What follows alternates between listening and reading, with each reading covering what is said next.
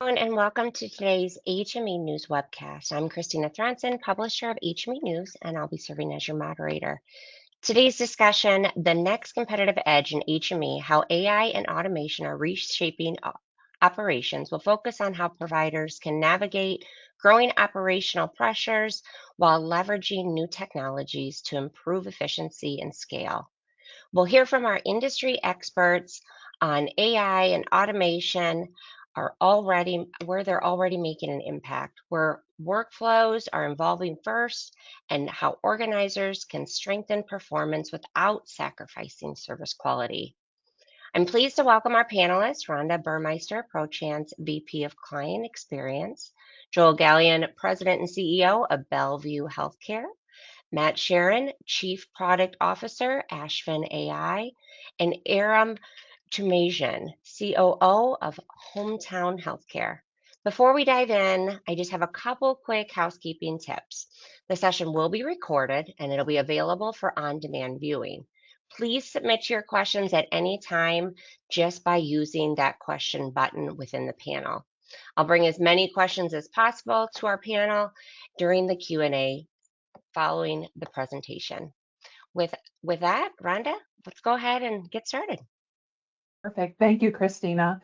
And thank you, everyone, for joining our webinar today on how AI and automation are reshaping operations. We have a great set of panelists for you, as you already heard some of the names, but we're going to have them introduce themselves. I'm Rhonda with Rhonda Buhrmester, VP of Client Experience at Prochant. Matt, you want to introduce yourself? Absolutely, Rhonda. Matt Cherian, co-founder and chief product officer at Ashvin AI. We are a financial operating system for DME providers, and glad to be with you all today. Thank you. How about you, Joel? You want to introduce yourself? Sure. Thank you, Rhonda, for having me. Joel Gallion, President, CEO of Bellevue Healthcare. We're based up in the Pacific Northwest. We have locations in Washington, Oregon, and Idaho. Full service providers. So we provide complex rehab, respiratory, and general HME, as well as provide to a number of hospice organizations. Great. Thanks for joining us. And Aram, how about you introduce yourself? Thanks, Rhonda. Yeah, excited to be a part of the panel. You know, Hometown Healthcare, we're out of upstate New York, and you know, I think we got called out as experts. I know you guys are experts. I feel like I'm learning with everybody else of how to make this stuff happen, and really excited to hear the panel and just what all the ideas are and kind of continue to shape this together. Perfect. We're looking forward to hearing from everyone on the panel today. So we're going to go ahead and get started with our agenda to see what we're going to take a quick look at and see what we're going to be discussing today. So we'll begin by discussing the operational challenges that many HME providers are facing today and why traditional operating models are under pressure. From there, we're going to explore how the industry is evolving, where AI and automation are making a real impact, how leaders should think about measuring ROI, and we're going to close with some key takeaways, and of course, we'll take some questions from the audience. All right, so we got to set the stage first, right? We have to look at why traditional operating models are breaking down. And from this slide, that's packed full of a lot of reasons of why traditional models are breaking down. When we look at disconnected workflows, you know, you have those siloed channels, you got multiple systems that suppliers are using, maybe even some email-driven processes then versus some standard operating procedures. We also have documentation burden. We can't say enough about that, right? Documentation burden where we're under pressure with audits. We have manual reviews on the DME side. We even have prior auth complexity because we don't know always when a prior auth is necessary or they're delayed. We even have staffing shortages. We hear this nonstop with staffing shortages. You know, we have staff that's burnt out. We have hiring challenges. Then we have margin pressures. So the costs are rising. We can all feel that with the gas rising. We have just operating expenses rising. We also include in that margin pressure is the payer reimbursement complexity. With all these rising operating costs, the reimbursement rates really aren't changing. So our margins are getting thinner. And then we have patient expectations. We have some of the platforms out there like Amazon or other online services that have kind of set the stage where we need patients want faster service. They're wanting that communication. We got to make sure that we're broadening that communication. And then obviously looking at some of that digital experience. So these are all incorporating some challenges that are breaking down current models. And I'm going to ask the panelists, they don't know I'm going to ask them this question yet, but is there anything that sticks out to any of you here that is really causing a bottleneck when we talk about these operational challenges? Maybe one of these or a couple of these, you're like, man, this is what's really hurting the DME business or maybe your operations. Anybody want to speak to that?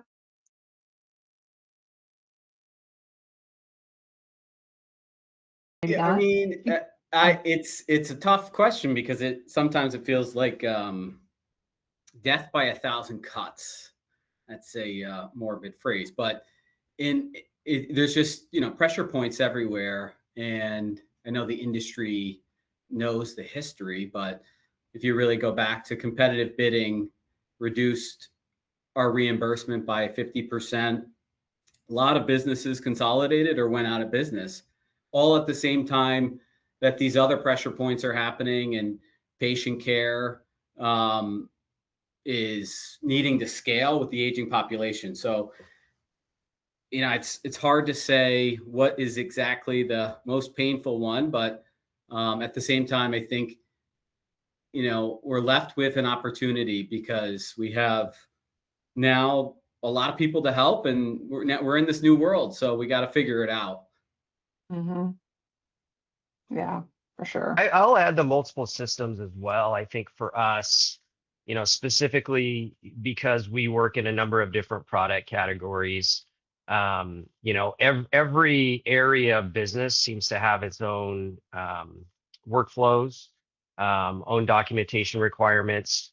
And so for us, I think one of the biggest challenges has been, we use basically three different, EMR operating systems and billing systems for the different lines of business that we're in. And so, our challenge is not only getting our systems sort of to speak and to make sense of what's going on from a global business perspective, but it's also then to interact with customers.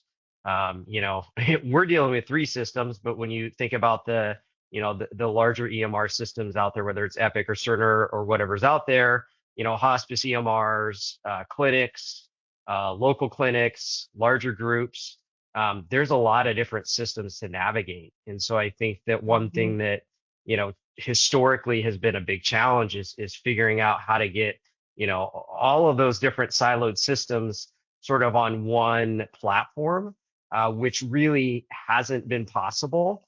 And I would say still isn't fully possible, but it's getting more possible, at least, at an operational level with some of the new technology that's coming out.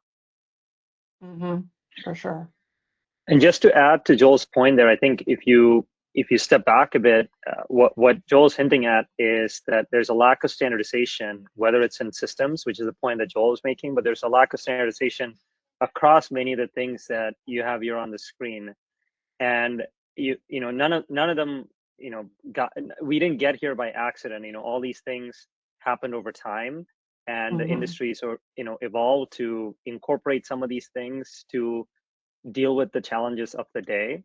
And as a result, we have this complex web of things, which is described as much, in that way on the screen here. So I think today at this time, with some of the new technologies that are becoming available, we have an opportunity to step back and say, holistically, how do we get ahead? Whether it's bringing standardization, like Joel was saying, or bringing a new approach from the ground up to deal with operational challenges and get to operations that are done a lot better. I think that would help. Yeah, for sure. These are really good insights on, where our operating models are breaking down. So thank you all for sharing that. And what we're also seeing is the industry shifting, right? So we're seeing that shift from manual workflows and reactive staff. Now we're seeing that shift towards intelligent automation, workflow orchestration, AI assisted operations, even connected data ecosystems. So this is really where we're at in our transition in the industry. So we really set the stage now for looking at, where some of the pain points are in the DME industry with the operating side now shift. We're going to start diving into the deeper part of the discussion, where we're going to have three different areas we're going to have the panelists speak on. One is that current state of AI automation. So we're going to talk about what's working today, what's being overhyped with AI, and where is AI really delivering the operational impact. Then we got to talk about where people still matter most, with the relationships. We need those people with expertise. We need the expertise with referral sources. So people still matter. And then what leaders should watch for next? What trends are out there? Where are there opportunities? Where could we redefine HME operations over the next few years? And sometimes that's hard to navigate in our industry. So let's dive into the current state of AI automation. And this slide is to help guide our panelists in their discussion, but I'm going to start with the question to Matt. Of all the areas listed here under delivering value, visibility, workflow routing, scalability, standardization, what is producing the fastest ROI that you see? It's a little difficult to say because across our customer base, we see it working slightly differently. It all depends on where you start. So I think the step one is to step back and say, where is my biggest pain points? And it could be the case that for a particular DME, not having standardized processes is getting in the way, or maybe they lack visibility into where the order flow is, which referral sources are providing the nice, clean, easy to process referrals versus not.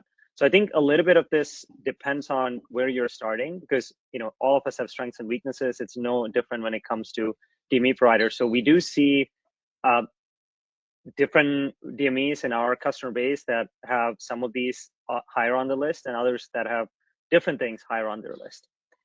So that's how I would answer that one. Okay. And Joel or Aram, do you have a real world example where automation actually did improve operational performance or maybe reduce some friction? Where it did not produce it? Where it did produce some operational, I'm sorry, an example where it did improve, or maybe Okay. it reduced some friction. Yeah. Yeah. Yeah, we have a lot of, I think, pretty strong examples we've been experimenting with, and then, building our capability with RPA, and then leveraging a few key partnerships for some of this workflow automation, and ultimately automating some of the work and or our team. So kind of, I guess, answer what I feel like has been one of the biggest ROIs is, in the past, I would say almost 25-30% of our team's time wasn't doing the value added work. It was finding the work to do it. And so if you think about a fax machine, we go way back, it's printing off, and half of that job is just organizing the faxes. Obviously now the fax machine is on our computer, but it still is a big game of 52 card pickup, organize the cards, and then figure out what to do with the cards. So to play your hand of cards, you have all of this time. So certainly one of our partnerships, which is with Ashvin, has been that fax organization, and then go on to managing a lot of that workflow. My team now doesn't have to be organizing those faxes, looking at who are they for, merging them. Instead, they can just find, oh, this is for a new CPAP, but we're still missing the sleep study. That's on a screen for them. All they have to do is go request the sleep study. So if you think about all that other time that our team was doing, and it was frustrating work because it was chaos, and sometimes that you would get the organization part wrong. So I think there was a lot of frustration in that work too, when you try to teach people and train people about all of this effort. And now I think, you get the employee can feel more valuable and have that win because, hey, the win is getting the sleep study. Mm-hmm. And then just to add to Aaron's point, if you think about the way Aaron answered your question, Rhonda, it wasn't touching upon one of these bullet points. Like, it touched upon multiple bullet points. So the process he described resulted in reduced documentation rework. It also resulted in better smart flow routing because the new stacked documents got to the right person. Now it's more scalable because one person doesn't have to manually look at a 100-page document page by page to figure out what's missing. So if you do it right, if you start with the end result, which is, you're trying to get to a sales order. I think Aaron was talking about that early part of the RCM cycle, doing intake. If you're trying to get to a sales order at the end, you start with, what do I need to get to a sales order?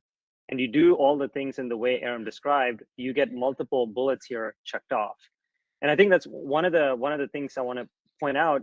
AI gives us this opportunity to do a lot of new things, but if we just treat AI as pixie dust that we throw on our existing processes, it's not going to give us the best results, right? A good example that the four of us were talking about was, when we went from steam engine to electricity in our factories, it wasn't the case that you just got the central system to run off electricity. Like, the real efficiencies didn't come until you actually reorganize the factory to take advantage of this new power source. So similarly, if you think from the bottom up, saying, okay, I have AI, but let me think holistically how this thing can help, rather than saying, oh, I'm just going to throw AI into everything that I do, that is probably a better approach. Yeah, I Absolutely. agree with that 100%. And I do think, taking even a step farther back, I think it's really important to develop a corporate strategy around, all technology, AI obviously being, the big one we're talking about today, and really say, like, what best reflects, both our company values and our goals, and really use that to guide how to deploy AI into your operations. Because as Matt said, if we're just trying to play whack-a-mole, and try to say, well, it's inefficient, let's throw AI at that. This is inefficient, let's throw AI at that. At some point we're just gonna create more fragmented systems. Maybe they're a smarter system than we had before, but we're still gonna have multiple systems that are very fragmented. And so I think really, in order to do it well, is you have to say, like, what is it that we do? And then, where do we deploy this to best accomplish those goals? Because really, as DME suppliers, our job, what we really are out to do, is to provide the best, most clinically appropriate, piece of equipment or supply to the patient when they need it, and provide the best experience possible in that. And so, then you start to peel some of that back and say, okay, well, how can some of this technology really help to do that? And I think that, for us, just a tangible one, and I think Aaron mentioned it with just, the visibility and workflow routing.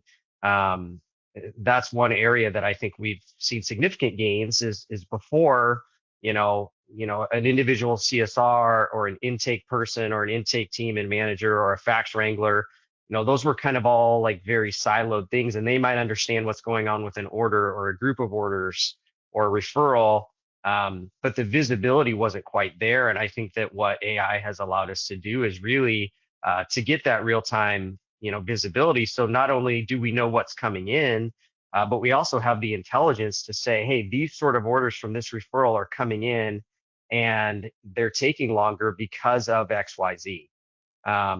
As opposed to this referral, this type of orders coming in, and we're turning that order around in 4 hours, and then Wow. taking that information and saying, well, why can we do this quickly with this referral, but we can't do it with that? And it allows us to then go back and provide great information and work together in partnership to say, hey, let's really redefine how we're doing this from the point of referral all the way to when the patient receives the item, and then I'll give this entire visibility throughout that whole process. Yeah, it's amazing. Amazing to hear the quick turnaround when you're looking at your referrals that you get and you're looking through documentation. That is amazing to hear. Makes it easier for your staff, easier for the referrals, the patients.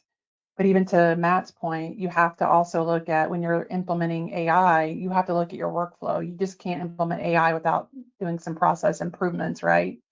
So you have to do some workflow improvements as well. So this can go to anybody, but question for you is, what surprised you the most after you implemented AI that you maybe weren't expecting that surprised you? Is there anything?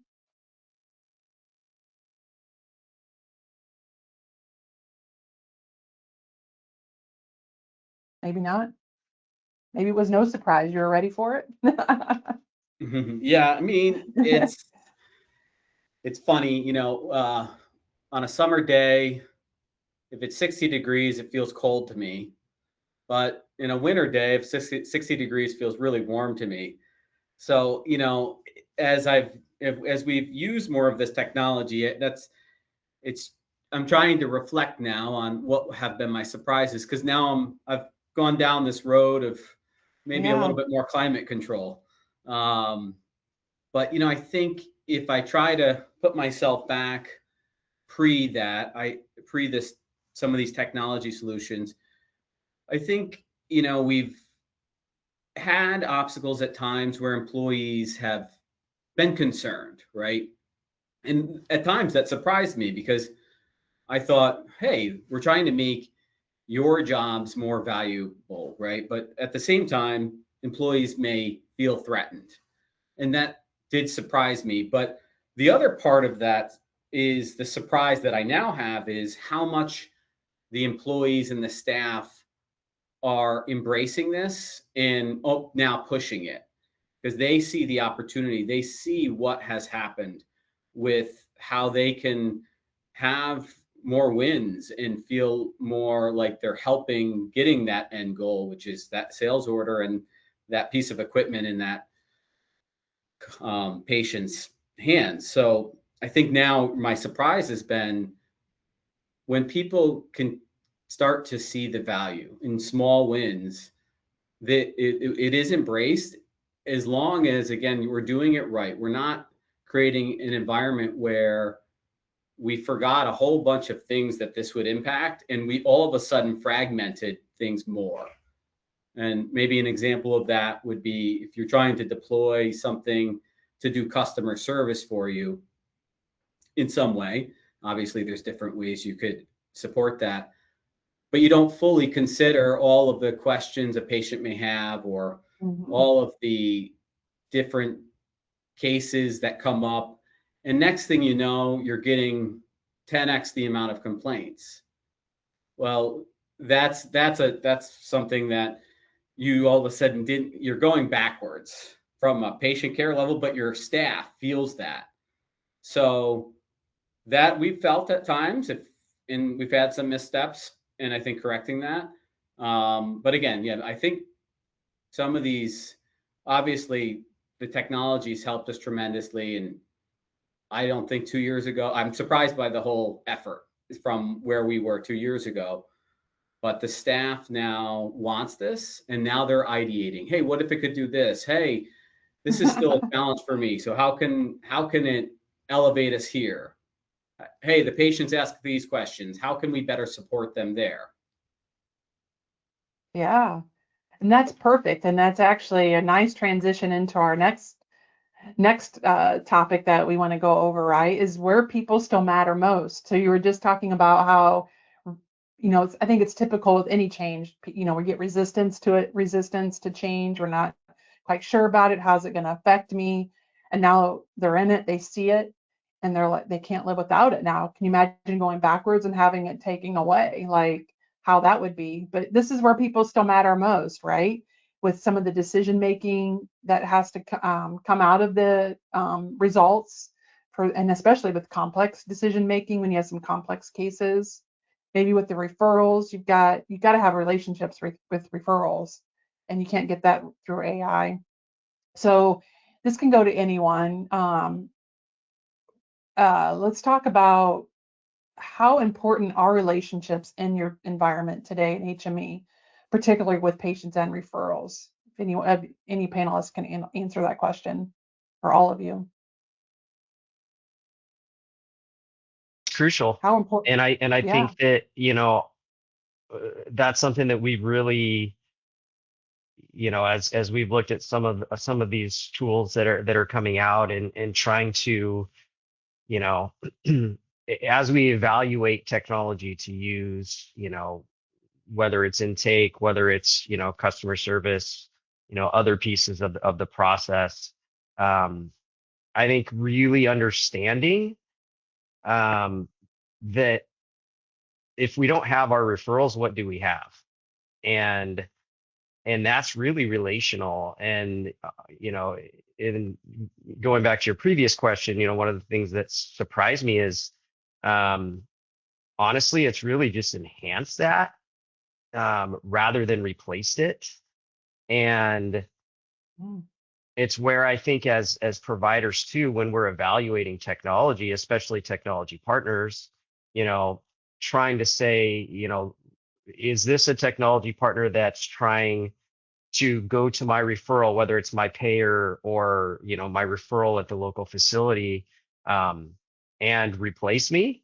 Or is this a technology partner that's going to try to enhance that relationship? And so we've had to ask some hard questions with that, to be honest, just in terms of who we've decided to partner with, who we've decided to not partner with. But, I don't see that going away. We are still very much a service and relationship driven business. And that's what the DME and HME community has always done so well, especially, at the local level, is going out of our way collectively as an industry to take care of the referral, take care of the patient. Even if it was, taking a huge leap to do that, technology is not going to replace that. Hopefully it just enhances that, which again is where I think we're really trying to leverage that. But I do think that relationship's important, and I don't see that going away anytime soon, as long as we keep that the core of what we're doing. Yeah. Yeah, I want to echo or plus one to Joel on that one, because ultimately in our biggest learning over the last couple of years has been that relationships is what drive the DME industry, and the value that Bellevue provides or Hometown provides to its customers. And there are two customers there. There are the patients and the referral sources. Is, am I taking care of you? Am I being taken? The questions that they're asking is, am I being taken care of? Am I getting my equipment as quickly as I can? Is my patient getting the equipment as quickly as they should? Am I getting paid for my services appropriately? So whatever the question is that the patients and the referral source are asking, those, are they getting answered appropriately? And we think of ourselves as that operating system that enables DME providers to do that by being that layer in the back that's supporting them, so that whether it's Joel or Aram or anyone on their staff can do the higher value stuff related to those relationships and building them out. Mm-hmm. I think it's, I don't know where we're going in terms of how technology engages with patients and customer care. There's a lot of different people speculating that everything will be dealt with technology, but my preferred world, I guess I can speak to, which is, I think most patient care at the interactive level with your provider, doctors, DMEs, who we are basically educators and consultants of this equipment, home care specialists. I think there's still and should always be a huge value add that's a relationship, personal experience, sometimes in person, sometimes over a phone, sometimes over a camera. And I think there's a lot there that will get lost if we go fully to the technology supporting and engaging in all of those interactions. Now, with that said, Joel spoke to this, is the technology can support our ability to do that better. Mm-hmm. And one way is if my team isn't so focused on finding the work, but they just know who to engage with exactly when, well, that's a much better experience for who they need to engage with. If our team that engages with the referrals knows, what referral is struggling with sending us a referral or with what information, if we can do that in a way that we know exactly where their pain point is and exactly how to coach them, that is a much more frictionless engagement than me trying to help them, but I don't really know how to help them.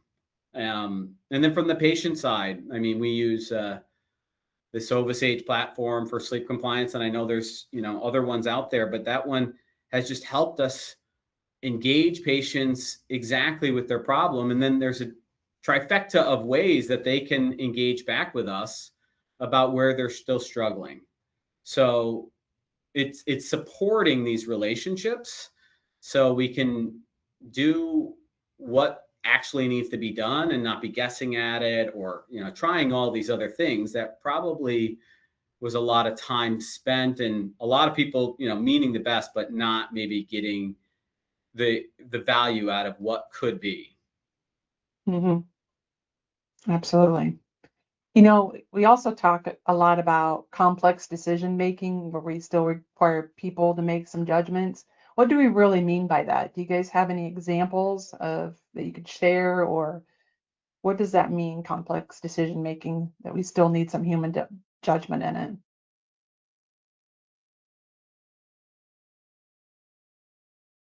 I think to a large degree it's self-explanatory, but I mean there's a subset of what we do, and again it really depends as a provider on what equipment and product lines you supply. But I know for us, we have a lot of pediatric respiratory patients, we have a lot of complex rehab patients.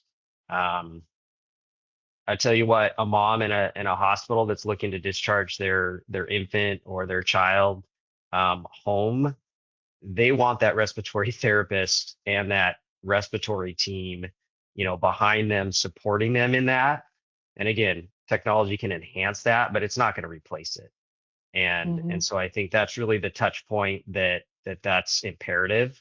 There's other areas that really we could probably, you know, leverage, AI and technology to help with some of that complex decision making. And I'm thinking more on, the intake side or even the authorization side or the clinical review side.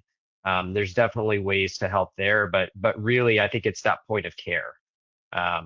We have 23 warehouse locations with, 125 delivery vehicles running every day. Like, sure, technology can enhance that, but it's not going to replace.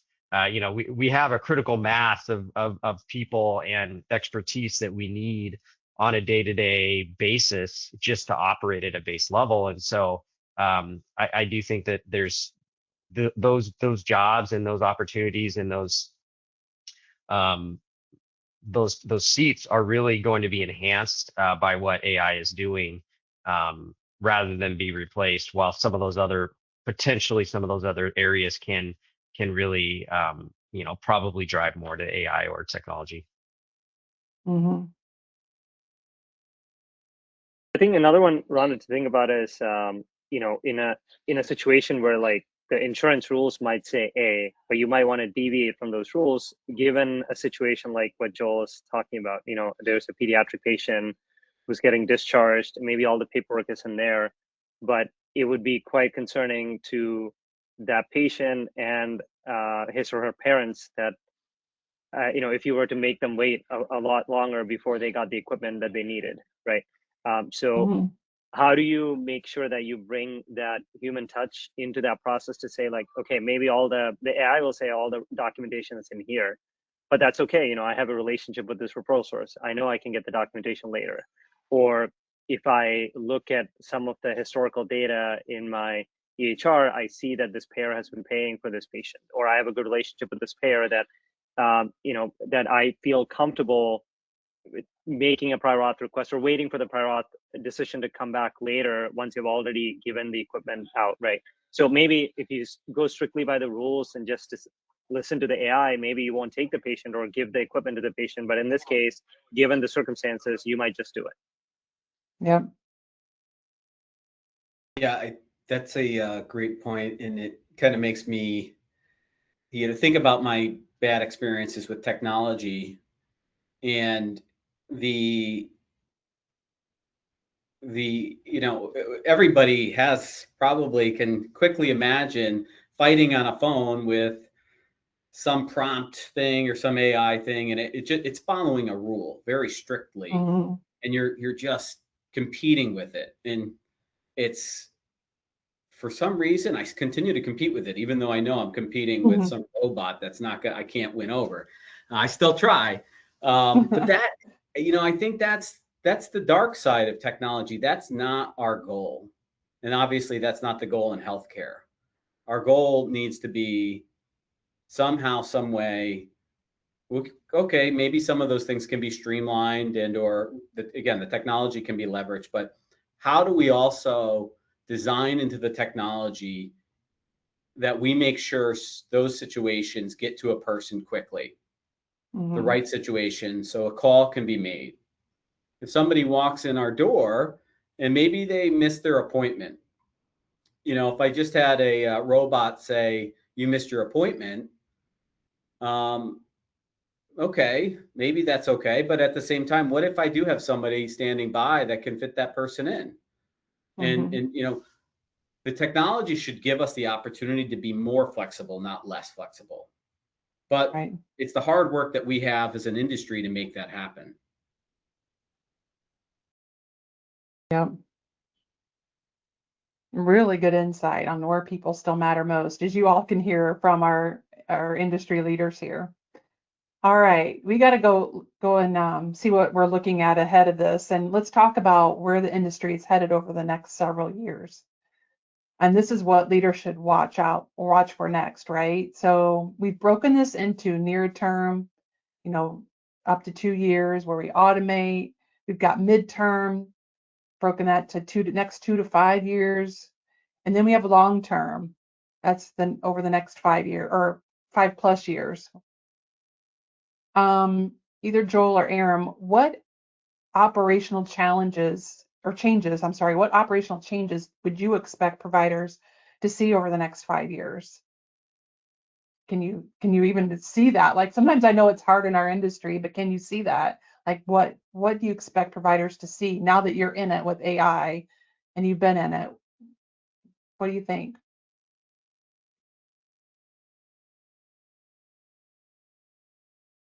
I think where we're at today, you know, so much is now being baked in just to the native programs that we have. And so that's really, I think, trying to leverage that. For example, we're on Google Enterprise and, Gemini and some of the other, tools that you can use. I mean, just a real simple example like email prioritization or meeting summaries or follow-up action item reminders, just real simple things that, you know, always took a little bit of effort or you had to go do manually. You can automate most of that stuff at this point. I think that, where we sit in the near term, we've discussed it a little bit, but I do think intake, basic clinical review, prior authorization, things like that. I mean, that's really becoming table stakes from a technology AI standpoint. It's readily available out there. There's a number of partners that that you can utilize with that. And so I think from there, I do see us getting to a point, probably as we get into more of the midterm or long term. I do see, real time, claims adjudication on the horizon. It may be more on the long term than the midterm there, but I kind of see that that's where the technology is going. And if nothing else, a real time,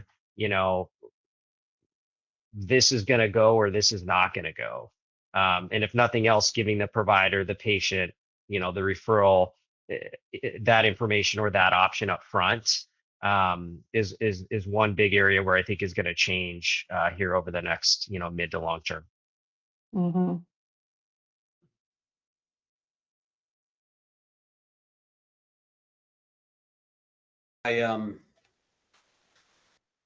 I want to know what's going to happen in the next 5 years, but I feel relatively clueless just because I never would have guessed the last 2 years.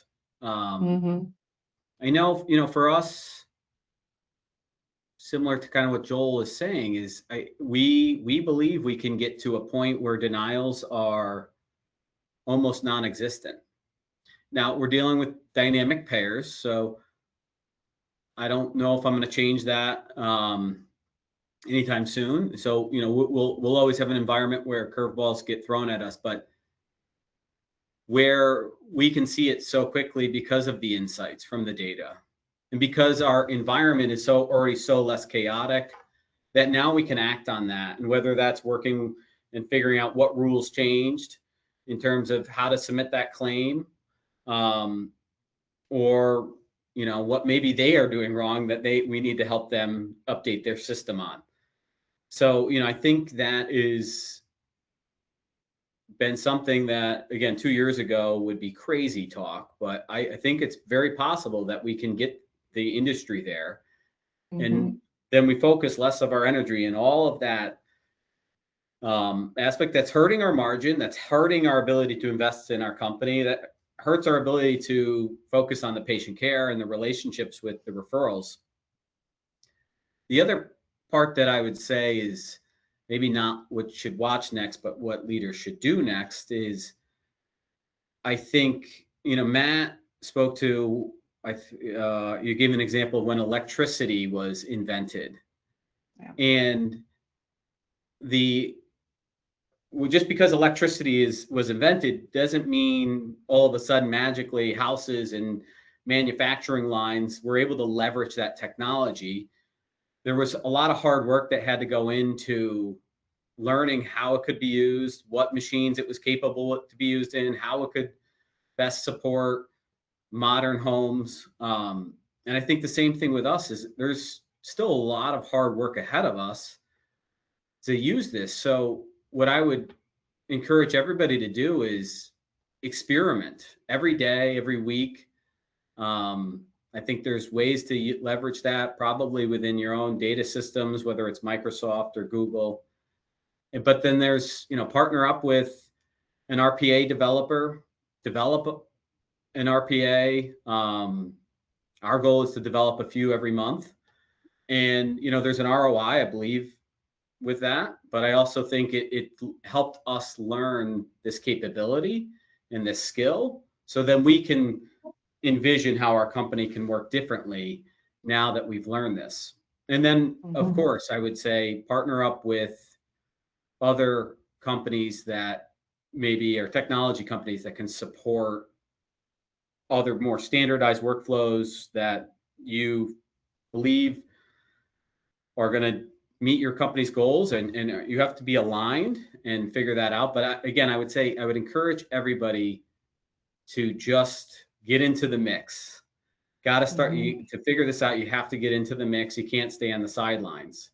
And our industry is one that has always gotten into the mix. It just, technology seems different than, but it really can be impactful. So I think every leader can learn a little bit, and it can really impact their leadership, their teams, their operation. Yeah. Really, And you're really well right. said, Aaron. Oh, sorry, Rhonda, go ahead.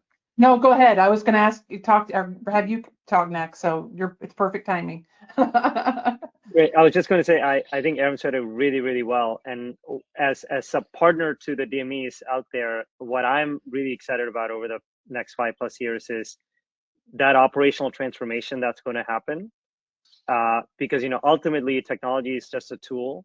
How do you leverage that to transform your businesses to go from where you are now to a much better place? There's a lot of hard work, like Aaron said, but waiting for that transformation and anticipating that transformation is very exciting for us. And we envision a world where buying medical equipment is as seamless as buying a cup of coffee, right? And for that to happen, you need the real-time claims adjudication that Joel talked about. And in a world like that, you have far fewer denials, like Aaron talked about. So what other pieces have to come together for that DME commerce to happen as seamless as buying a cup of coffee? I think it's a very exciting future that we're all looking at. Absolutely. Absolutely. All right. We're going to ask the audience a polling question. So you should see a polling question come up on your screen. If one of the panelists would like, I think, Aram, if you want to take that polling question and read it to the audience, and then they can choose their answers. Yep, the question is, what operational capability will most define the next generation of leading HME providers? The options are faster intake to delivery workflows, greater visibility across operations, scalability without proportional staffing growth, reduced rework and operational friction, or more consistent patient and referral experiences. Perfect. Can we answer all the above? Yeah. Click on all of them. If you want to take a second and answer that question for us, then we can look over the results once we have some of those results in. Looks like Joel had an influence on this all of the above thing, Pretty even so far.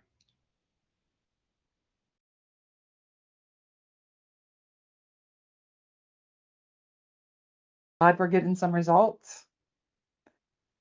Okay, I think it ended. All right. So our results, yeah, wow, they are all of the above in a lot of ways. So we have, let's see if I can, so the top two, 20%, 26% of the vote was faster intake to delivery workflows and reduced rework and operational friction.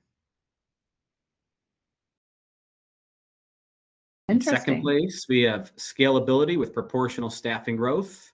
And then we have more consistent patient and referral experiences and greater visibility across operations. Interesting mix of answers, right? The way they were scaled. Interesting. Any insights to those? Any of the panelists that you want to share that you were surprised with on the results? I wouldn't say I'm surprised. I'm happy to see the first one, the faster intake to delivery, as a top priority.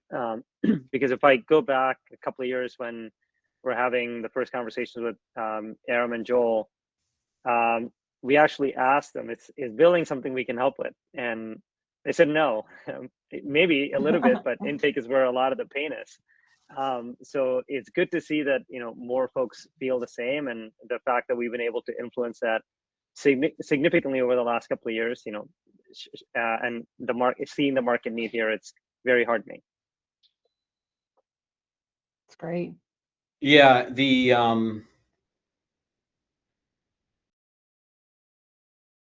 I think the fact that there's a breadth of answers here across all of them shows what people see, and people see opportunity in everything, which I think is great. And there's probably opportunity in different ways in every one of these. The faster intake to delivery, it's my belief that the industry has struggled with this forever. I mean, we said we didn't need help with billing because we knew how to work our denials, but we didn't like that. We wanted to avoid the denials. And we also knew there's all these pain points with patients calling, checking on their orders, and a lot of work there, and referrals saying, what the heck, what happened to this order? And there's all of this work that's created that if intake can be frictionless, can reduce so much other pain and work downstream. So that is not surprising that that did meet the #1. Yeah, absolutely. All right. So let's move on. Of course, regardless of the technology, leaders ultimately, like you guys, need to see measurable results. So they need to see their ROI.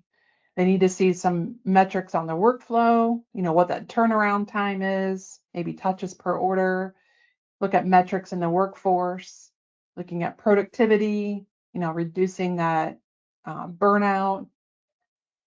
Let's look at revenue cycle metrics. We already talked about denial reduction. Obviously, we want to see that clean claim rate climb. We want that high net collection rate.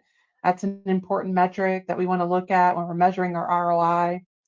And then patient metrics, absolutely a big metric to look at our ROI as far as patient satisfaction, clinical outcomes. To the panelists, are there any one of these metrics that really stand out to you most when you're evaluating your operational improvements?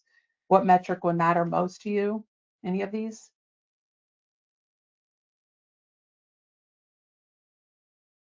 We haven't seen, or I guess we haven't taken the approach that AI and technology is going to replace our staff.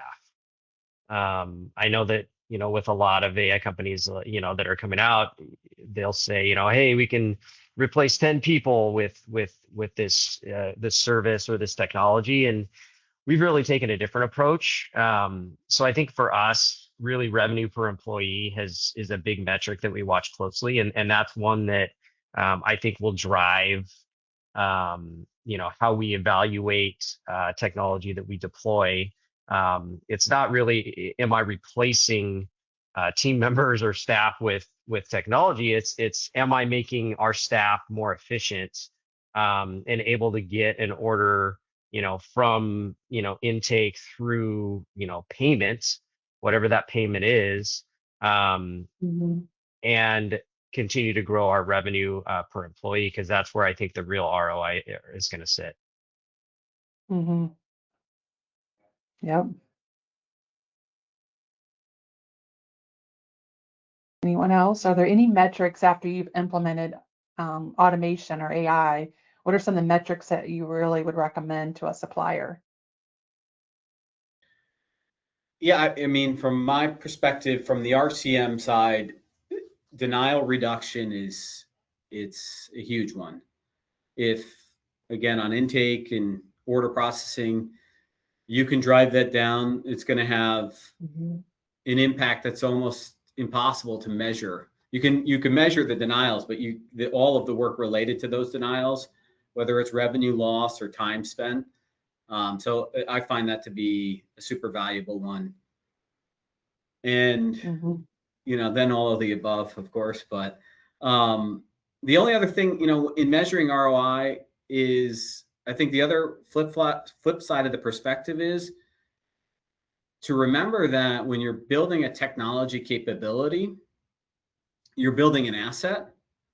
And so to think about the measurement that way, this is an asset that could work for you for the next 5 years. And it's that capability within your team to grow, but it's also that technology that'll keep working every day. So I think it's important to measure it appropriately and not be too short-sighted on, what were my profit, how did it turn me more profit or whatnot in this quarter, and to zoom out a little bit. Absolutely.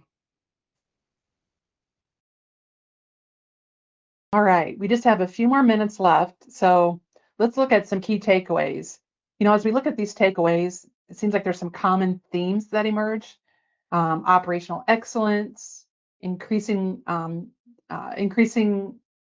me, let me start over. Operational excellence, that's increasing the visibility, scalability, and intelligent execution.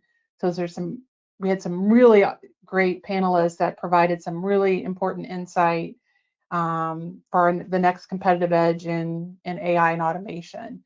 So with that, I want to thank you all for your insights, and let's open up to see if there's any questions from our audience while we have just a few minutes left.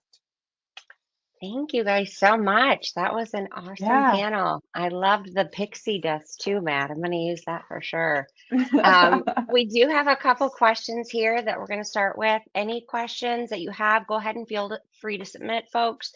If we don't get time for those, we will address those. The panel will address those after. The first one is, my job allows me the privilege to meet with DME suppliers across the country. I find there's a lot of ambiguity with the team AI, i.e. many things are promoted as AI that truly are not. Where does the panel see true AI machine learning technologies enhancing the continuum of care in the DME industry for the next 24 months?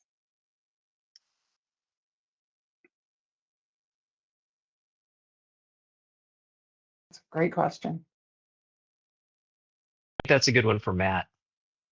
Yeah, I could try to take that one. I think if you think about this wave of AI, it's a technology that's really well suited to handle documents and lots of text. And if you think about what has happened so far, that's where the impact has been. Lots of faxes, being able to pull information from faxes reliably, identifying what's a sleep study, what's a prescription, and so on. So I think that's where we have seen the real impact so far. There's a lot of things, as the person who asked the question pointed out, that are not AI. So if you look at the insurance adjudication, payer adjudication, a lot of them are rules. Rules you just apply. You don't need any sort of special AI. You know what the rule is. The AHI, 4% AHI has to be a certain number, and you look at what the AI brought you from the document, and you say, does it meet the bar or not, right? So there's a lot of non-AI traditional software-based things that happen. So I would say that's where a lot of the AI stuff is today. In terms of the future, I'm sure the person who asked the question and others know a lot about the agentic stuff that's happening, meaning you have these agents or automated systems that can talk to each other. So your ERP can talk to a clearinghouse, which might be talking to a payer portal in the background, and your ERP, and then some information comes back, and your ERP now needs to communicate out to a patient, get the response back from the patient, and then kick off a workflow for delivery or drop ship. So how do we get these different agents or autonomous systems talking to each other, connecting these different systems that we already have? I think that's going to be a big area. Absolutely. Absolutely. Thank you, Matt. I've got one last question. There's a couple others we'll submit over, but in your opinion, what are some of the best DME software programs out on the market? Ooh, there's a lot of good DME software. I love all the smiles at once. That's like I feel like that's kind of a trick. That's a trick question. I didn't ask this question. I promise. I was just saying, Matt asked that question. That's a trick question. Yeah, that's a. I'll give you a simple answer. It depends on your business. There you go. There's no right answer. You have to evaluate everything again based on your goals and your corporate strategy. And so there's a lot out there that are great and do a lot of things. I will say you can't deploy everything reasonably. And so you just have to be careful about the partnerships that you choose. But I don't think there is one answer for that for sure. Yeah, and I'll just add, and you have to do the hard work still. So I'll plug Aspen because we've had a great relationship with them, but it's still, we had to do the hard work on our team to figure out what needs to change with our team and what they do. So whoever you partner with, your goals align with the software, and then figure out how you can what you have to do with your own team to figure all of that change management. Mhm. Yeah, I think those are very good. great responses. Well, the big thank you to Prochant for sponsoring our presenters, Rhonda, Aram, Matt, Joel, and of course, everyone that joined today. Quick reminder, the session was recorded and a link will be emailed to all the registrants. If you didn't get your question answered, don't worry, we'll go ahead and send those over to the panel for follow-up. Be sure to visit hmenews.com/webcast for additional upcoming sessions. Thanks for joining us, and everyone have a great rest of the week. Yeah. Thank you, Thank everyone, you. and thank you to the Thank panelists. you, We everyone. appreciate your time. Yep. Thanks, guys. Thanks, Christina. Thanks. Thank Bye. you. Bye-bye. Bye.